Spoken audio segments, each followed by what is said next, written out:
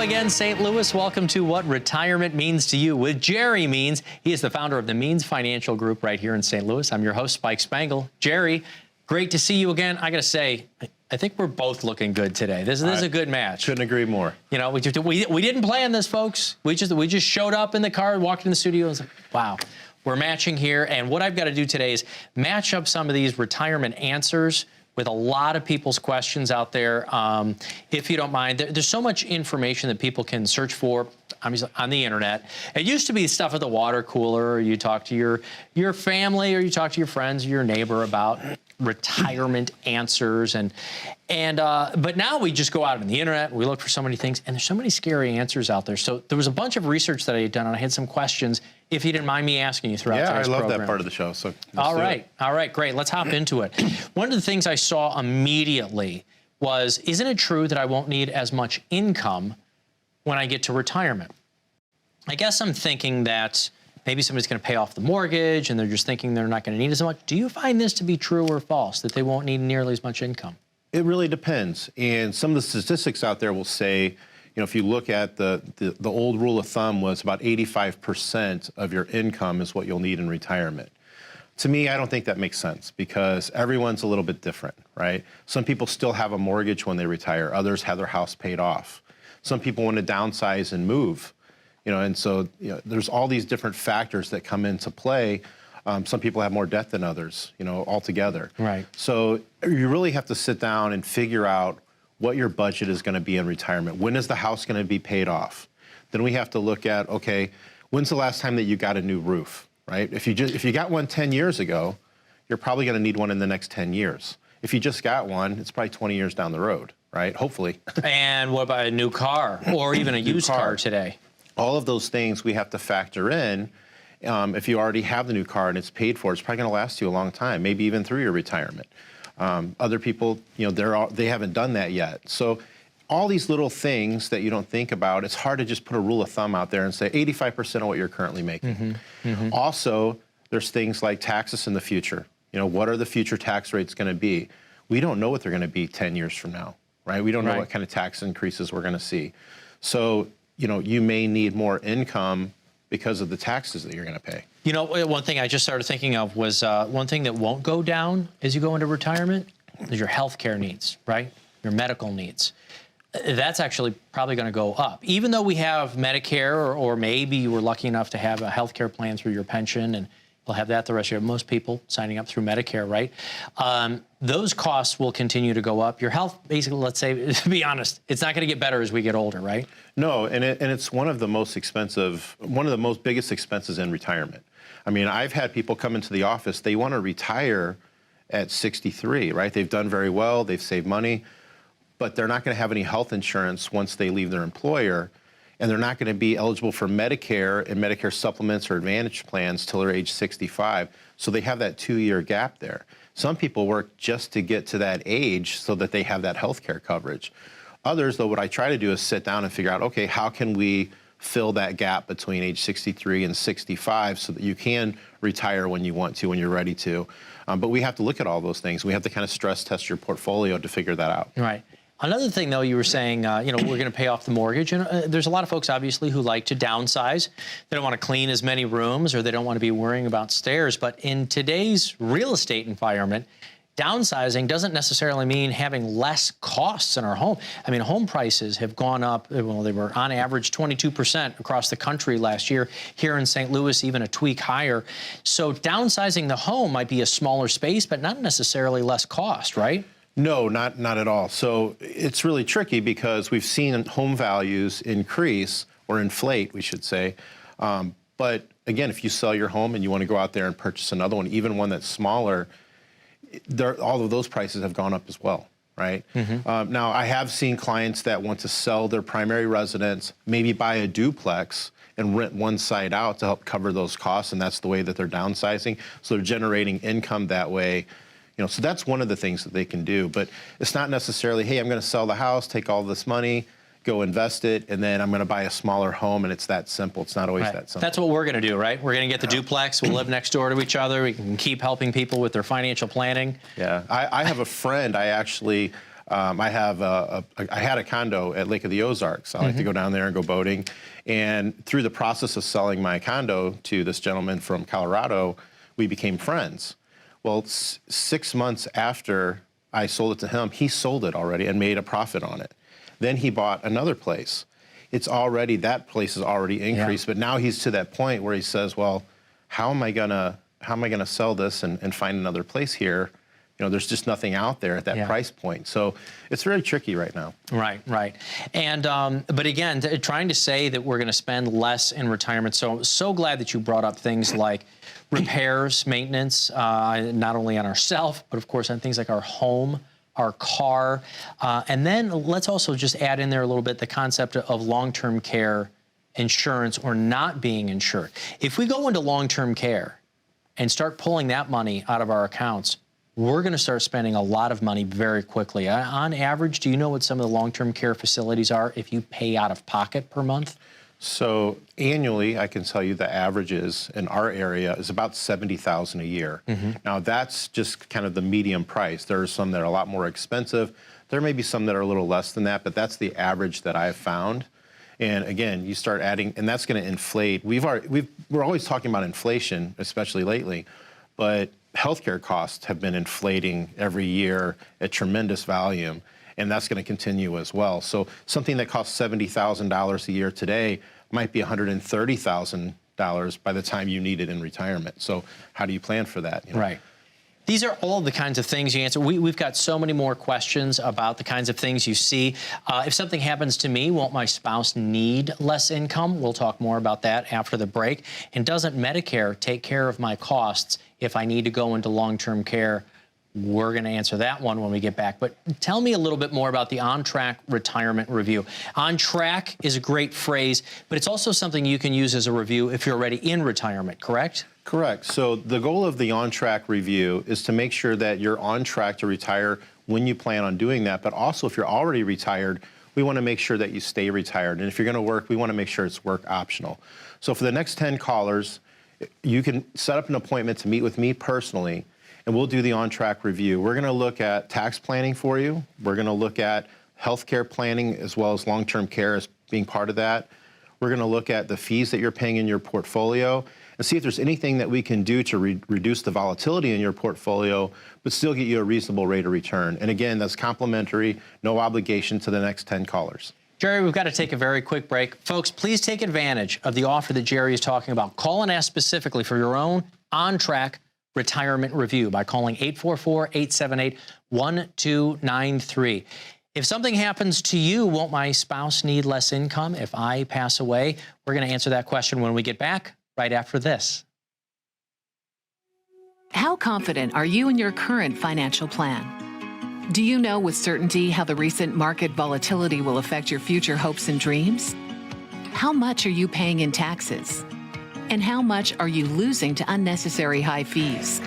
You didn't work to save this money so that you could spend your time worried in retirement. Now is the time to take charge of your finances so you can feel confident about your future. Call in during the next 30 minutes of today's show only to set up an absolutely complimentary, no obligation, full-blown financial review that will result in your own customized written plan that we're giving away complimentary to the first 10 people who respond. We'll start with a full-blown analysis of what you already have by running a report to untangle how much you are currently paying in fees, how you're allocated for risk, and what it's costing to work with your current advisor. Next, we'll identify your goals. Where do you see yourself in the next 5 years? Where do you want to go, and who do you hope to go there with? Is your current financial plan set up to get you there without mishap? Let's design a roadmap to create a financial plan you can follow with confidence. Get the piece that so many people are missing from their retirement. Find out how having a written plan can make a difference to your retirement dreams. Call now to schedule your complimentary, no obligation, full-blown financial review today. Welcome back to What Retirement Means to You with Jerry Means. I am your host, Spike Spangle, St. Louis. Please stay with us. We are going through your retirement planning questions right now. These are the kinds of things that, we hear about from everybody, our parents, our friends, our neighbors, and, what they think are retirement advice. But I don't know. I've been checking this out, and that's why I wanted to ask a financial advisor like yourself who does this every single day in your offices.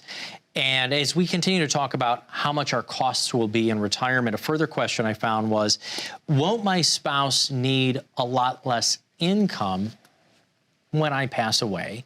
Because now I'm not around, I don't have to eat, and the assets will all pass then to my spouse or partner. Do you find that to be true too? What am I maybe missing there? I don't really think that that's true. Once your spouse passes away, you still have to buy groceries. You still have to pay the same heating bill, the same electric bill at your home.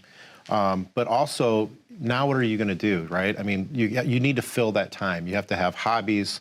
You have to have things that you can do to fill that void. So from my experience, what I see is the income need doesn't go down. Sometimes it actually goes up. Okay. Another factor there, Social Security. So we actually will lose out now on our spouse's Social Security as well. That's right. As a general rule, when the husband and wife are drawing Social Security, when one spouse passes away, the surviving spouse gets the higher of the two paychecks. So they're still losing a paycheck, though, that they've been used to getting for maybe 10, 15, 20 years. Right. So you have to, again, there's another gap that you have to fill. That's more money that you're pulling out of your investments to fill that gap. It's good to have a plan for that. And they had been married, maybe happily married 40, 50, 60 years. But we also now have to change our tax filing status. Does that make an impact? True. I mean, you go from, married filing jointly to a single filer, which bumps you up into that higher bracket. So now not only are you getting a lesser income, but you're paying more taxes than you would be. So these are all things when we do the on-track review, we stress test the portfolio and we play those what-if games. Now, they're not always fun to talk about, right? It's always uncomfortable when I'm sitting across. I know. And folks, I know these might not be great topics, but that's why you want to have a professional who can help walk you through. You have this conversation once or twice, and then you've got somebody who can help implement it for you. Yeah, what I've found is people appreciate the candidness. I'll sit down and I'll say, hey, this is an uncomfortable thing to talk about, but let's address it. And like you said, once we address it, we can kind of set that aside.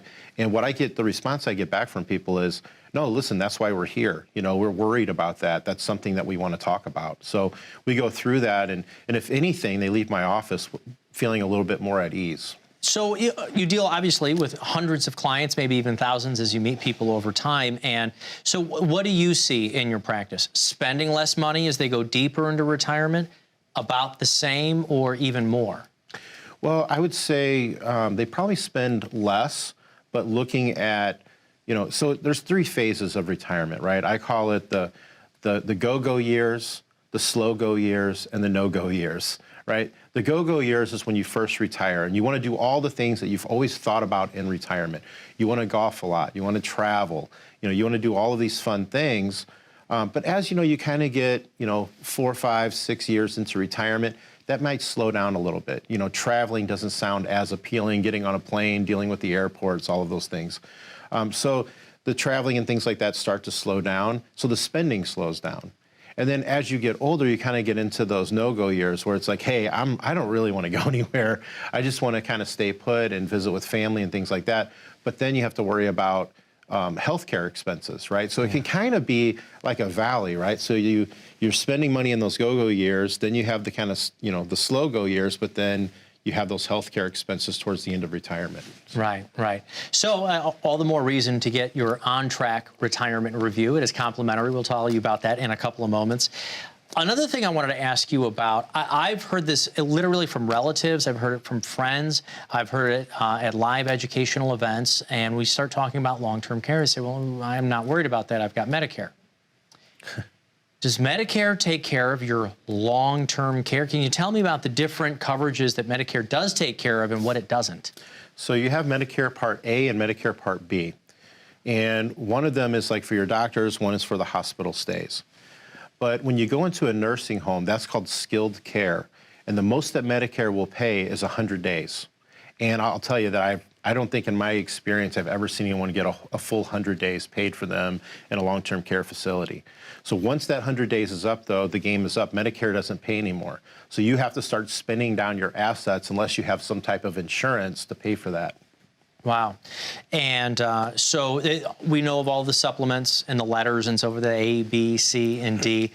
We know that Medicare doesn't cover eyes, ears, and teeth. I know there's some folks who have proposed legislation that are out there. Do you take into account, though, these kind of medical expenses? Because, again, this is something that increases over time. We do. And actually, my wife, Angela, works in the office, and she does our Medicare supplement and Medicare Advantage plans for our clients that are 65 and older. And what she does for them every year is she shops and tries to find out the best deal for them, depending on what doctor they're using, what prescriptions they're taking, what their health status is. And she'll take all of that into consideration, and she'll look at, hey, what's the best plan for you? And we'll show that to them. All right. Well, tell me, if you don't mind, then a little bit about the Means Financial Group. If this is the first time that somebody's tuning into your program, because you were just saying how you can help people with their medical costs. We're going to do an evaluation, make sure that your money's going to last all the way through retirement. It sounds multifaceted. Can you tell me literally what the Means Financial Group does for folks out there? So the goal is to be your one-stop shop for retirement planning. There's a lot of advisors out there that call themselves financial planners, and I'm a financial planner by my license, but I like to consider myself a retirement planner. I want to help people that are 50 and over, that have $250,000 or more of investable assets.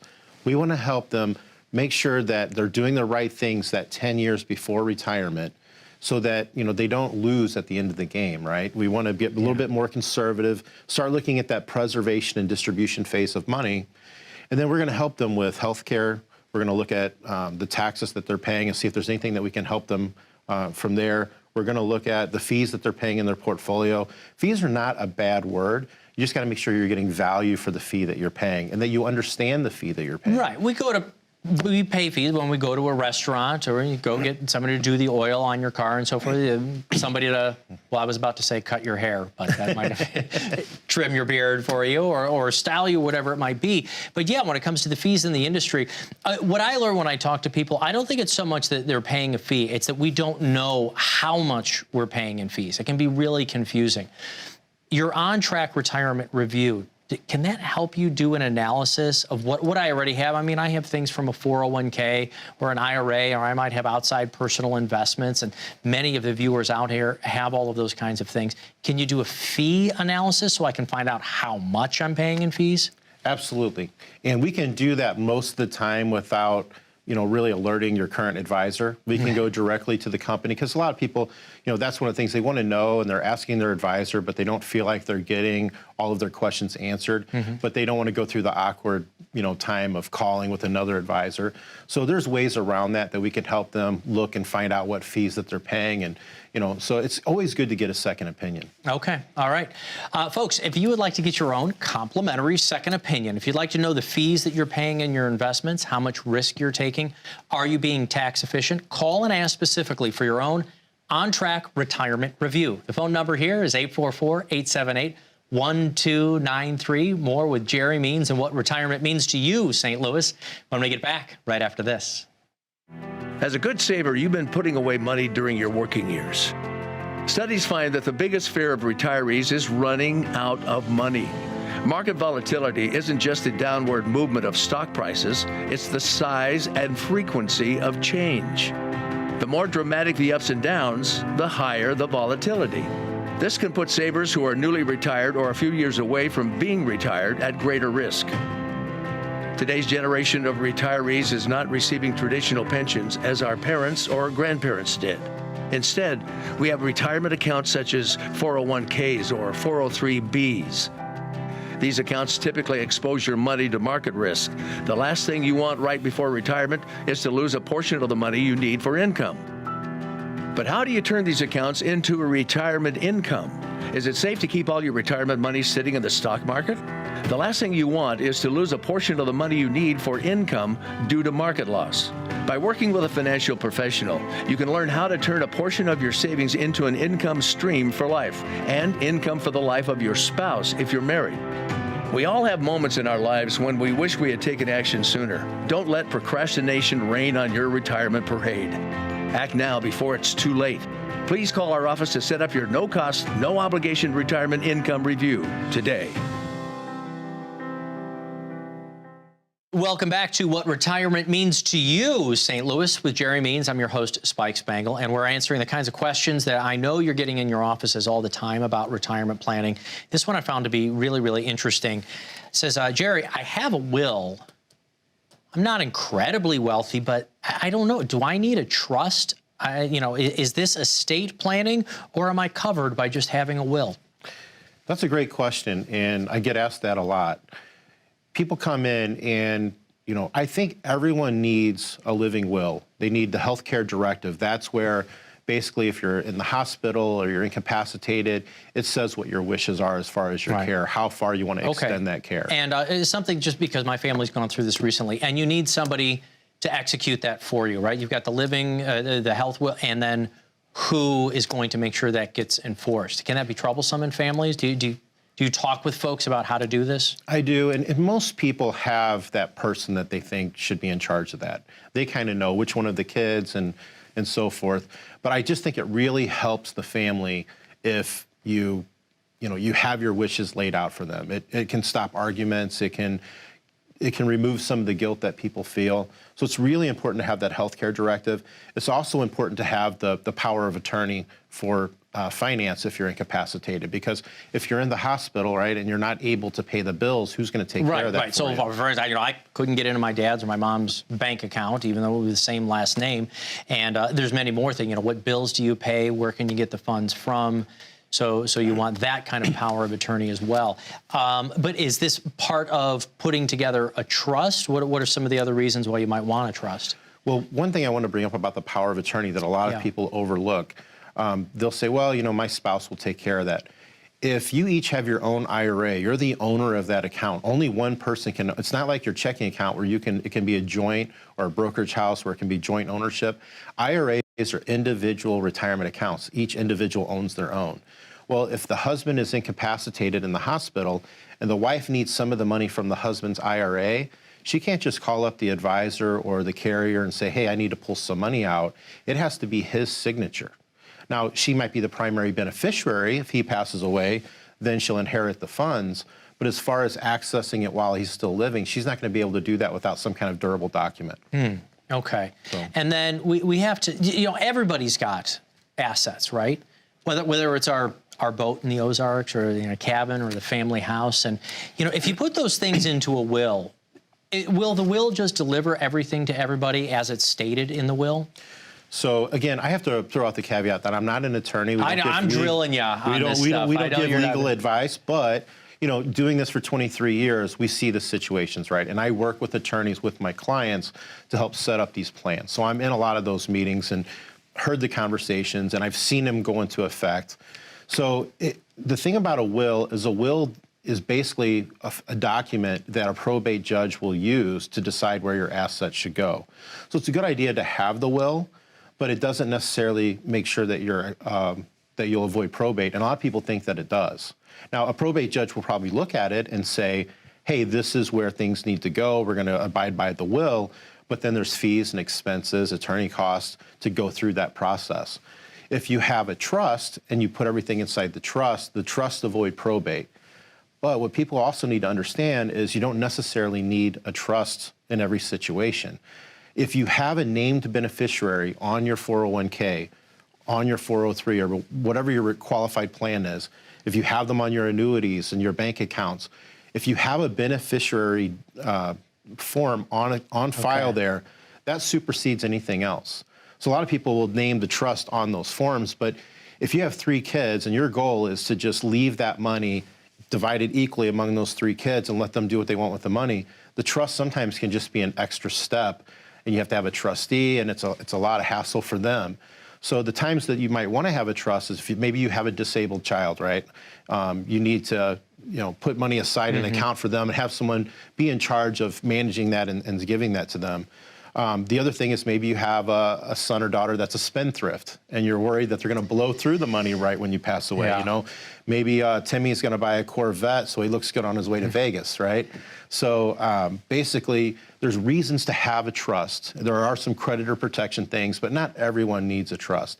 But you do need to make sure you have properly titled beneficiary documents. Well, and as you said, you're not an attorney, but you help people with their investments, their retirement planning strategies, making sure people are tax efficient. So how do you help in this process? You know, at the firm, what are you doing? Are you the quarterback and kind of pulling all of these things together? That's a great analogy because that's exactly what we do. We'll sit down, I'll meet with the family, we're going to do their financial plan, their retirement income plan, and then if we need those documents, I have an attorney that I bring in on that. Unless they have a family attorney that they want to use, I'm glad to work with that attorney and say, this is what we're trying to accomplish. But I can do that with an attorney that I can refer to them as well. And it's someone that I've vetted and I've worked with for years. Okay. And then the tax planning strategies, that's also part of your on-track retirement review? Again, we don't file the tax returns for you, but we do the tax planning for future, you know, to make sure that you have the most tax advantage retirement. But we have accountants that we work with. If you have one and you want us to work with them, we'll do that as well. But we have someone ready to go if you need that kind of help. Right. You've also talked about this before, because I know you do the on-track retirement review. But for folks who are wondering if their funds are going to last all the way through retirement, can you tell me a little bit about the stress test? Because that's something I know that they can also call in and receive from you. What is the stress test on their investment? Not you're going to come in and put them on a treadmill, but you're going to stress test their investments, right? Right. I mean, if you go, doctors do stress tests, right? If they think something's wrong with your heart, you go in, they run a bunch of different tests to see, you know, what the problem is. We do that with their portfolio.